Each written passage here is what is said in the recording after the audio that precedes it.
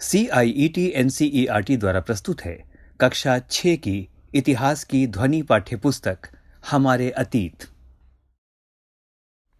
हमारे अतीत ध्वनि पाठ्यपुस्तक में अब सुनते हैं अध्याय 9। शीर्षक है व्यापारी, राजा और तीर्थयात्री। हमारे अतीत, पृष्ठ संख्या 91। अध्याय 9। व्यापारी, राजा और तीर्थयात्री। बाजार में घूमती जगिनी। जगिनी अपने गांव के मेले की आस लगाए बैठी थी। स्टील के चमकदार बर्तन, रंग बिरंगी प्लास्टिक की बाल्टियां, शोख रंगों के फूलों के प्रिंटों वाले कपड़े, चाबी से चलने वाले मजेदार खिलौने उसे बहुत अच्छे लगते थे। इन चीजों को बेचने वाले दुकानदार बसों और ट्रकों पर आते थे और रात को अपना सामान समेटकर वापस चले जाते थे। जगिनी को हैरानी होती थी कि ये लोग हमेशा इस तरह क्यों घूमते रहते हैं। उसकी मां ने बताया कि वे लोग व्यापारी थे।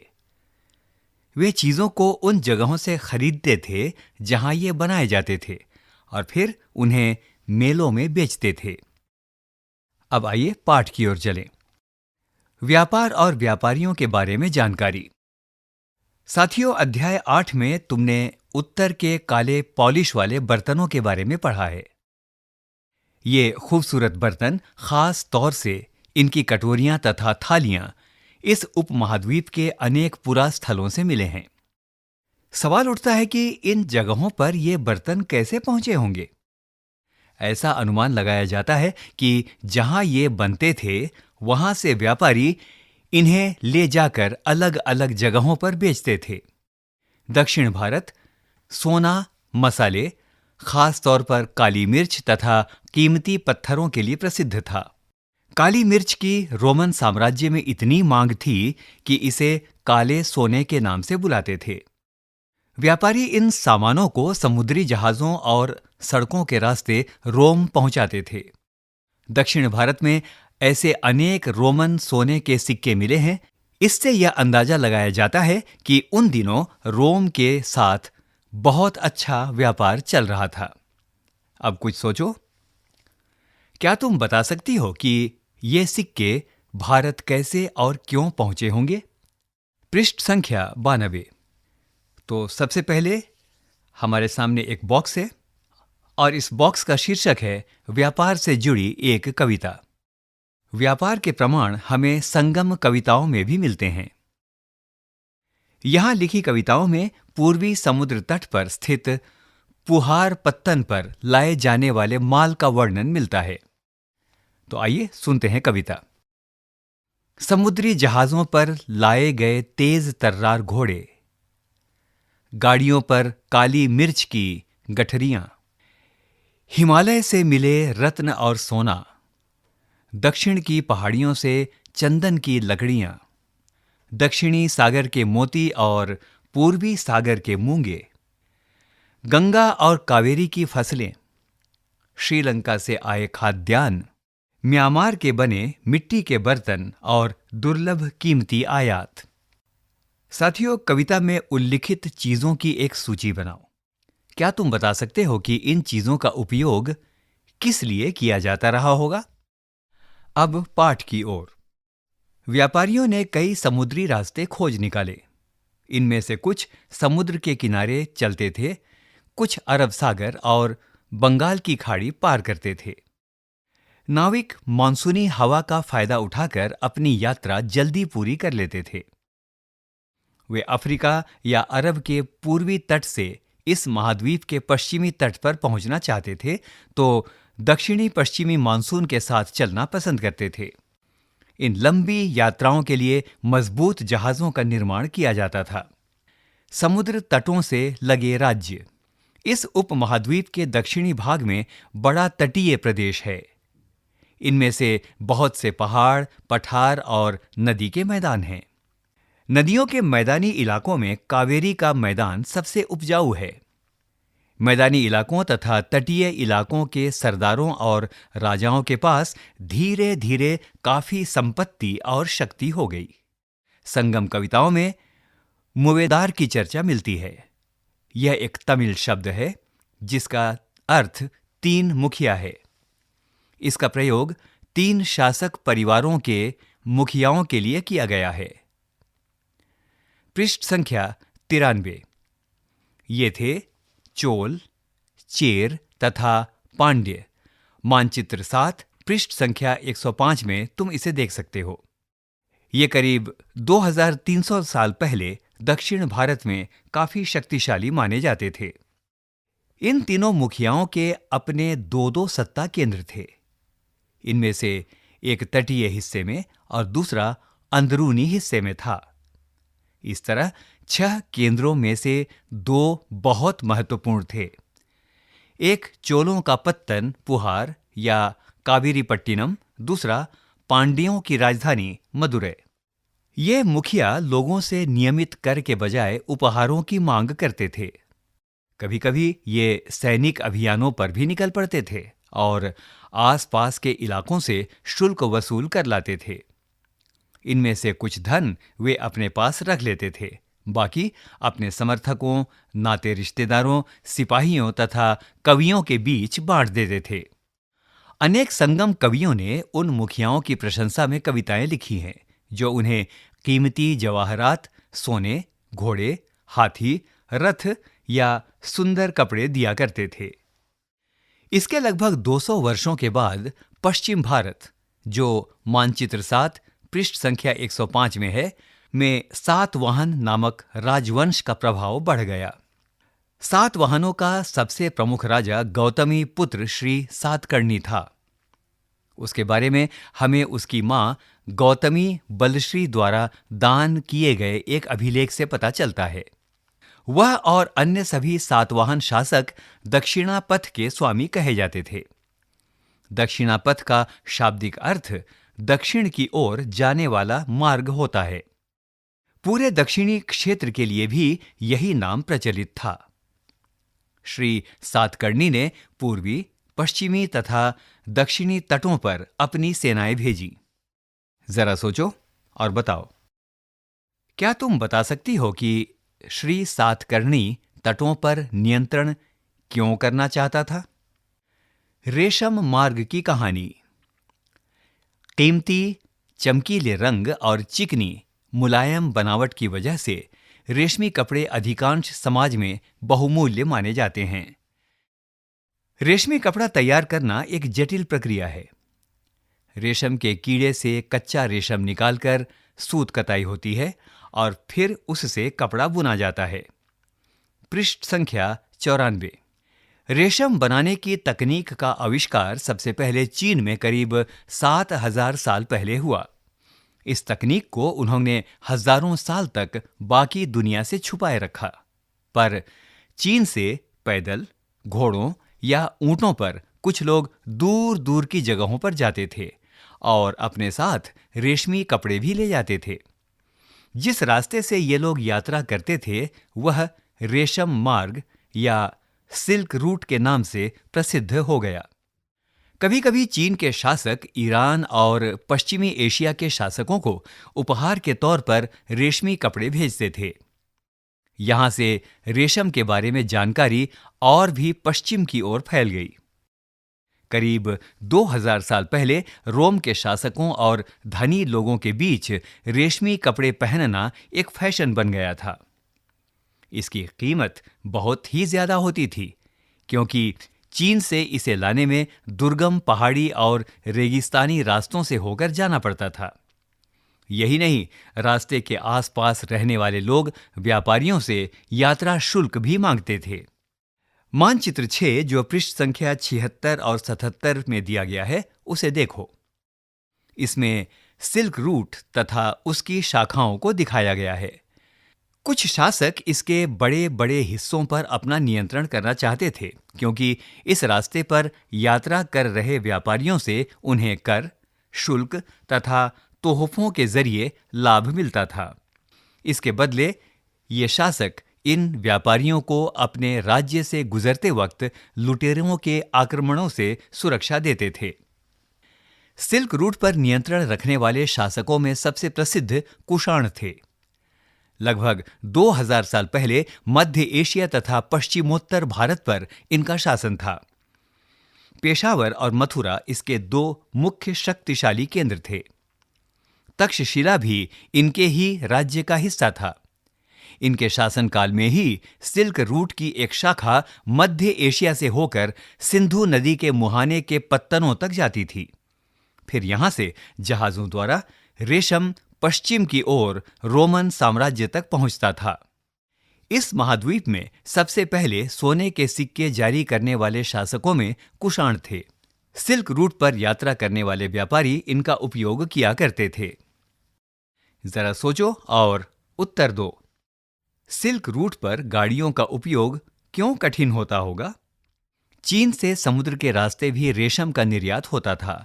मानचित्र 6 जो पृष्ठ संख्या 76-77 में दिया गया है, उसमें ढूंढो समुद्र के रास्ते रेशम भेजने में क्या सुविधाएं और क्या समस्याएं आती होंगी। पृष्ठ संख्या 95 बौद्ध धर्म का प्रसार। पाठ में जाने से पहले इस पृष्ठ पर एक चित्र दिया गया है और उस चित्र का वर्णन इस प्रकार से है। सांची के स्तूप का एक मूर्ति चित्र। यहां इस वृक्ष और उसके नीचे के खाली आसन को देखो।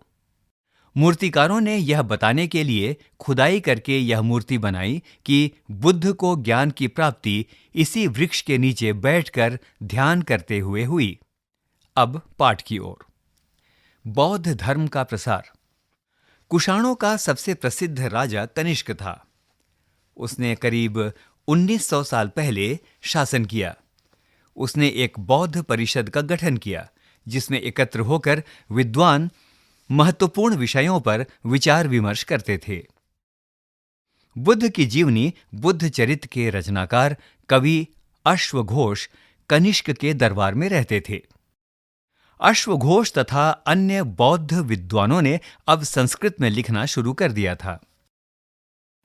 इस समय बौद्ध धर्म की एक नई धारा महायान का विकास हुआ। इसकी दो मुख्य विशेषताएं थी। पहले, मूर्तियों में बुद्ध की उपस्थिति सिर्फ कुछ संकेतों के माध्यम से दर्शाई जाती थी। मिसाल के तौर पर उनकी निर्वाण प्राप्ति को पीपल के पेड़ की मूर्ति द्वारा दर्शाया जाता था, पर अब बुद्ध की प्रतिमाएं बनाई जाने लगीं। इनमें से अधिकांश मथुरा में तो कुछ तक्षशिला में बनाई जाने लगीं। दूसरा परिवर्तन बोधिसत्व में आस्था को लेकर आया। बोधिसत्व उन्हें कहते हैं जो ज्ञान प्राप्ति के बाद एकांतवास करते हुए ध्यान साधना कर सकते थे, लेकिन ऐसा करने के बजाय वे लोगों को शिक्षा देने और मदद करने के लिए सांसारिक परिवेश में ही रहना ठीक समझने लगे। धीरे धीरे बोधिसत्व की पूजा काफी लोकप्रिय हो गई और पूरे मध्य एशिया, चीन और बाद में कोरिया तथा जापान तक भी फैल गई। बौद्ध धर्म का प्रसार पश्चिमी और दक्षिणी भारत में हुआ, जहां बौद्ध भिक्षुओं के रहने के लिए पहाड़ों में दर्जनों गुफाएं खोदी गईं। पृष्ठ संख्या 96। सबसे पहले इस पृष्ठ पर दो चित्र दिए गए हैं और उनका वर्णन इस प्रकार से है। बाएं चित्र के बारे में लिखा है, मथुरा में बनी बुद्ध की एक प्रतिमा का चित्र। दाएं, तक्षशिला में बनी बुद्ध की प्रतिमा का एक चित्र। इन चित्रों को देखकर बताओ कि इनके बीच क्या क्या समानताएं हैं और क्या क्या भिन्नताएं हैं। अब पाठ की ओर। इनमें से कुछ गुफाएं राजा और रानियों के आदेश पर बनाई गईं, तो कुछ व्यापारियों तथा कृषकों द्वारा। इनमें से ज्यादातर गुफाएं पश्चिमी घाट के दर्रों के पास बनाई गई थीं। दक्कन के शहरों और तटों के समृद्ध बंदरगाहों और इन्हें जोड़ने वाली सड़कें भी इन्हीं दर्रों से होकर गुजरती थीं। ऐसा लगता है कि यात्रा करने वाले व्यापारी इन गुफाओं वाले मठों में विश्राम के लिए रुकते थे। बौद्ध धर्म दक्षिण पूर्व की ओर श्रीलंका, म्यांमार, थाईलैंड तथा इंडोनेशिया सहित दक्षिण पूर्व एशिया के अन्य भागों में भी फैला। पृष्ठ संख्या 97। थेरवाद नामक बौद्ध धर्म का आरंभिक रूप इन क्षेत्रों में कहीं अधिक प्रचलित था। पृष्ठ संख्या 100 को एक बार फिर से पढ़ो। क्या तुम बता सकती हो कि बौद्ध धर्म इन इलाकों में कैसे फैला होगा? इस पृष्ठ पर एक चित्र दिया गया है और इस चित्र का शीर्षक है कार्ले की गुफा, महाराष्ट्र। अब पाठ, तीर्थयात्रियों की जिज्ञासा। नीचे एक बॉक्स है जिसमें बताया गया है कि तीर्थयात्री कौन होते थे। तीर्थयात्री वे स्त्री पुरुष होते हैं जो प्रार्थना के लिए पवित्र स्थानों की यात्रा किया करते हैं। तीर्थयात्रियों की जिज्ञासा। व्यापारी काफिलों में तथा जहाजों पर दूर दूर जाया करते थे। बहुत से तीर्थयात्री भी उनके साथ यात्रा पर निकल पड़ते थे। इसी तरह भारत की यात्रा पर आया चीनी बौद्ध तीर्थयात्री फा शियन काफी प्रसिद्ध है। वह करीब 1600 साल पहले आया। श्वेन-त्सांग 1400 साल पहले भारत आया और उसके बाद 50 साल बाद इत्सिंग आया। वे सब बुद्ध के जीवन से जुड़ी जगहों और प्रसिद्ध मठों को देखने के लिए भारत आए थे, जिनका वर्णन हमें अध्याय 6 में मिलता है। इनमें से प्रत्येक तीर्थयात्री ने अपनी यात्रा का वर्णन लिखा। इन्होंने अपनी यात्रा के दौरान आई मुश्किलों के बारे में भी लिखा। इन यात्राओं में कई वर्ष लग जाया करते थे। जिन देशों और मठों को इन्होंने देखा उनके बारे में उन्होंने लिखा और उन किताबों के बारे में भी उन्होंने लिखा जिन्हें वे अपने साथ ले गए थे। पृष्ठ संख्या 98। सबसे पहले एक बॉक्स और बॉक्स का शीर्षक है फा शियन चीन वापस कैसे लौटा। फा शियन ने अपने घर चीन वापस लौटने के लिए अपनी यात्रा बंगाल से शुरू की। वह व्यापारियों के एक जहाज पर चढ़ा। मुश्किल से वे 2 दिन ही चल पाए थे कि एक समुद्री तूफान में फंस गए। व्यापारी अपने जहाज को डूबने से बचाने के लिए उसमें से अपने माल को फेंककर जहाज को हल्का करने की कोशिश करने लगे। फा शियन ने भी अपने सामान को तो फेंक दिया, पर अपनी उन पांडुलिपियों और बुद्ध की मूर्तियों को नहीं फेंका, जिन्हें उसने अपनी भारत यात्रा के दौरान संकलित की थी। अंततः 13 दिनों बाद आंधी रुकी। उसने समुद्र का वर्णन इस प्रकार किया है। समुद्र असीम है। सूर्य, चांद या तारों की गति को देखे बिना यह पता लगाना असंभव है कि पूर्व किधर है या पश्चिम किस दिशा में है। अगर बरसात और अंधेरा हो तो जहाज को हवा के रुख में ले जाने के अलावा और कोई चारा नहीं है। जावा पहुंचने में उसे 90 दिन से ज्यादा लगे। वहां वह 5 महीने के लिए रुका। इसके बाद दूसरे व्यापारी जहाज में चढ़कर वह चीन पहुंचा। मानचित्र 6 पृष्ठ संख्या 77 में फा शियन द्वारा तय किए गए रास्ते को ढूंढो और बताओ कि फा शियन अपनी पांडुलिपियों और मूर्तियों को क्यों नहीं फेंकना चाहता था। अब पाठ। श्वेन-त्सांग भूमार्ग से उत्तर पश्चिम और मध्य एशिया होकर चीन वापस लौटा। उसने सोने, चांदी और चंदन की लकड़ी की बनी बुद्ध की मूर्तियां तथा 600 से भी ज्यादा पांडुलिपियां एकत्र की थीं। उन्हें वह लगभग 20 घोड़ों पर लाद कर ले गया, पर इसमें से 50 पांडुलिपियां उस समय खो गईं जब सिंधु नदी पार करते हुए उसकी नाव उलट गई। अपने जीवन का बाकी हिस्सा उसने बची हुई पांडुलिपियों का संस्कृत से चीनी अनुवाद करने में लगा दिया। अब एक बॉक्स फिर, और इस बॉक्स का शीर्षक है नालंदा, शिक्षा का विशिष्ट केंद्र। इस बॉक्स में इस प्रकार से वर्णन है। श्वेन-त्सांग तथा अन्य तीर्थयात्रियों ने उस समय के सबसे प्रसिद्ध बौद्ध विद्या केंद्र नालंदा, जो अब बिहार में है, वहां अध्ययन किया। उसने नालंदा के बारे में इस प्रकार से लिखा है। वहां के शिक्षक योग्यता तथा बुद्धि में सबसे आगे हैं। बुद्ध के उपदेशों का वह पूरी ईमानदारी से पालन करते हैं। मठ के नियम काफी सख्त हैं, जिन्हें सबको मानना पड़ता है। पूरे दिन वाद विवाद चलते ही रहते हैं, जिससे युवा और वृद्ध दोनों ही एक दूसरे की मदद करते हैं। विभिन्न शहरों से विद्वान लोग अपनी शंकाएं दूर करने यहां आते हैं। नए आगंतुकों से पहले द्वारपाल ही कठिन प्रश्न पूछते हैं, फिर उन्हें अंदर जाने की अनुमति तब मिलती है जब वे द्वारपाल को सही उत्तर दे पाते हैं। 10 में से 7-8 सही उत्तर नहीं दे पाते हैं। जरा सोचो, श्वेन-त्सांग नालंदा में क्यों पढ़ना चाहता था? कारण बताओ। पृष्ठ संख्या 99। भक्ति की शुरुआत।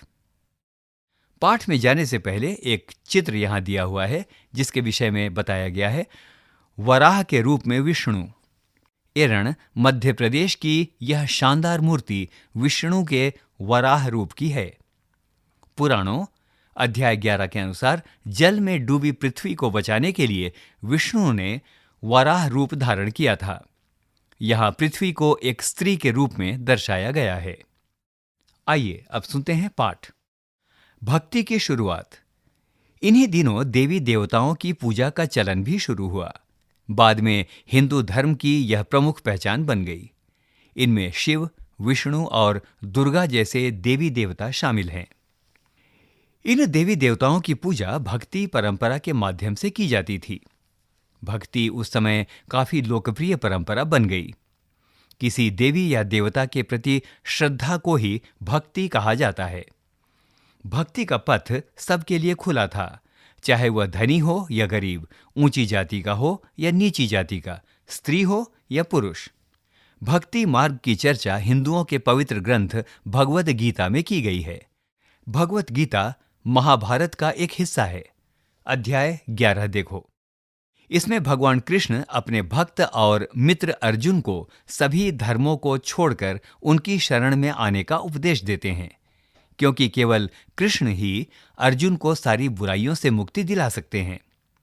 पूजा का यह रूप धीरे धीरे देश के विभिन्न भागों में फैलने लगा। भक्ति मार्ग अपनाने वाले लोग आडंबर के साथ पूजा पाठ करने के बजाय ईश्वर के प्रति लगन और व्यक्तिगत पूजा पर जोर देते थे। भक्ति मार्ग अपनाने वालों का यह मानना है कि अगर अपने आराध्य देवी या देवता की सच्चे मन से पूजा की जाए तो वह उसी रूप में दर्शन देंगे जिसमें भक्त उसे देखना चाहता है। इसलिए आराध्य देवी या देवता मानव के रूप में भी हो सकते हैं, या फिर सिंह, पेड़ या अन्य किसी भी रूप में। जैसे जैसे इस विचार को समाज द्वारा स्वीकृति मिलती गई, कलाकार देवी देवताओं की एक से बढ़कर एक खूबसूरत मूर्तियां तैयार करने लगे। पृष्ठ संख्या 100। यहां 2 बॉक्स दिए गए हैं। पहले बॉक्स का शीर्षक है भक्ति। भक्ति भज शब्द से बना है, जिसका अर्थ विभाजित करना या हिस्सेदारी होता है। इसका अर्थ यह है कि भक्ति भक्त और भगवान के बीच परस्पर एक अंतरंग संबंध है।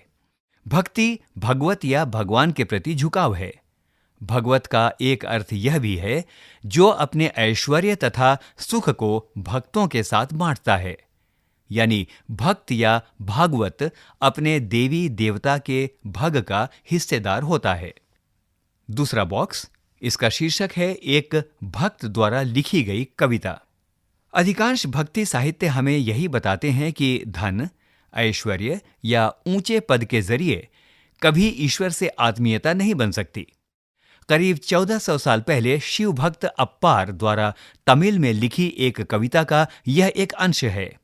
अप्पार एक वेल्लाल था जिसका अध्याय 8 हम इस समय सुनने जा रहे हैं। आइए सुनते हैं कविता। नष्ट होते अंगों वाला कुष्ठ रोगी, ब्राह्मणों की नजर में निचली जाति का व्यक्ति, कूड़ा करकट बटोर कर अपनी जीविका चलाने वाला इंसान।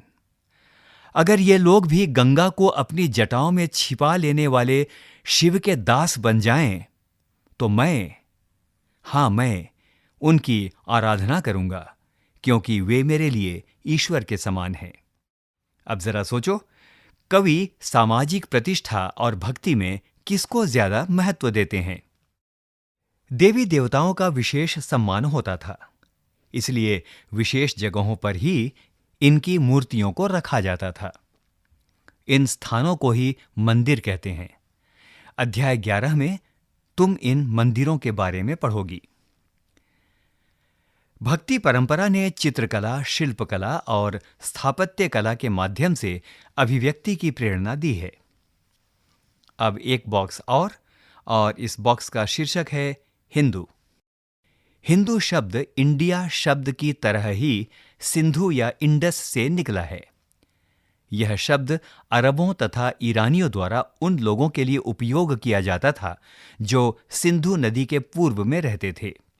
यही शब्द उनके धार्मिक विश्वास तथा सांस्कृतिक परंपराओं के लिए भी प्रयुक्त होता था। पृष्ठ संख्या 101। अन्यत्र। करीब 2000 साल पहले पश्चिमी एशिया में ईसाई धर्म का उदय हुआ। ईसा मसीह का जन्म बेथलेहम में हुआ, जो उस समय रोमन साम्राज्य का हिस्सा था। ईसा मसीह ने स्वयं को इस संसार का उद्धारक बताया। उन्होंने दूसरों को प्यार देने और उसी तरह दूसरों पर विश्वास करने का उपदेश दिया, जिस तरह हर व्यक्ति दूसरों से प्यार और विश्वास की उम्मीद करता है। बाइबल में ईसा मसीह के उपदेश की बातें लिखी हैं। यहाँ इसका एक अंश दिया गया है। धन्य है वे लोग जो धर्म और न्याय के लिए भूखे प्यासे रहते हैं, उनकी कामनाएं पूरी होंगी। जो दयालु हैं वे धन्य हैं, क्योंकि उन्हें दया मिलेगी। धन्य है वे जो दिल से पवित्र हैं, क्योंकि वे ईश्वर का दर्शन कर सकेंगे। धन्य है वे जो शांति स्थापित करते हैं, वही ईश्वर की संतान कहलाएंगे। ईसा मसीह के उपदेश साधारण लोगों को बहुत पसंद आए और धीरे धीरे यह पश्चिमी एशिया, अफ्रीका तथा यूरोप में फैल गए। ईसा मसीह की मृत्यु के 100 सालों के अंदर ही भारतीय उपमहाद्वीप के पश्चिमी तट पर पहले ईसाई धर्म प्रचारक पश्चिमी एशिया से आए। मानचित्र 6 पृष्ठ संख्या 76-77 देखो और पता लगाओ कि किस रास्ते से ईसाई धर्म प्रचारक भारत आए होंगे। केरल के ईसाइयों को सीरियाई ईसाई कहा जाता है, क्योंकि संभवतः वे पश्चिम एशिया से आए थे। वे विश्व के सबसे पुराने ईसाइयों में से हैं। कल्पना करो, तुम्हारे पास कोई पांडुलिपि है जिसे एक चीनी तीर्थयात्री अपने साथ ले जाना चाहता है। उसके साथ अपनी बातचीत का वर्णन करो। आओ याद करें। नीचे 2 कॉलम दिए गए हैं, बाईं ओर और दाहिनी ओर। इनमें कुछ शब्द हैं। उनमें दिए गए शब्दों का आपस में तुम्हें मिलान करना है। पहला कॉलम, दक्षिणा पथ के स्वामी, मुवेंदार, अश्वघोष, बोधिसत्व, श्वेतसांग। दूसरे कॉलम में जो शब्द हैं वो इस प्रकार से हैं: बुद्धचरित, महायान, बौद्ध धर्म, सातवाहन शासक, चीनी यात्री, चोल, चेर, पांड्य। इसी पृष्ठ में एक बॉक्स और दिया गया है जिसमें उपयोगी शब्द दिए गए हैं। ये उपयोगी शब्द हैं: व्यापारी, मुवेंदार, रास्ता या मार्ग, रेशम, कुषाण, महायान, बोधिसत्व, थेरवाद, तीर्थयात्री, भक्ति। पृष्ठ संख्या 102। 2. राजा सिल्क रूट पर अपना नियंत्रण क्यों कायम करना चाहते थे? प्रश्न 3. व्यापार तथा व्यापारिक रास्तों के बारे में जानने के लिए इतिहासकार किन किन साक्ष्यों का उपयोग करते हैं? प्रश्न संख्या 4. भक्ति की प्रमुख विशेषताएं क्या थीं? आओ चर्चा करें। 5. चीनी तीर्थयात्री भारत क्यों आए? कारण बताओ। 6. साधारण लोगों का भक्ति के प्रति आकर्षित होने का कौन सा कारण होता है? आओ करके देखें। प्रश्न 7. तुम बाजार से क्या क्या सामान खरीदती हो, उनकी एक सूची बनाओ। बताओ कि जिस शहर या गांव में रहती हो वहां इनमें से कौन कौन सी चीजें बनी थीं और किन चीजों को व्यापारी बाहर से लाए थे। प्रश्न संख्या 8. आज भारत में लोग बहुत तीर्थ यात्राएं करते हैं। उनमें से एक के विषय में पता करो और एक संक्षिप्त विवरण दो। संकेत: तीर्थ यात्रा में स्त्री पुरुषों या बच्चों में से कौन जा सकते हैं? इसमें कितना वक्त लगता है? लोग किस तरह यात्रा करते हैं? वे अपनी यात्रा के दौरान क्या क्या ले जाते हैं? तीर्थ स्थानों पर पहुंचकर वे क्या करते हैं? क्या वे वापस आते समय कुछ लाते हैं? इसी पृष्ठ पर एक बॉक्स है और जिसमें कुछ महत्वपूर्ण तिथियां दी गई हैं।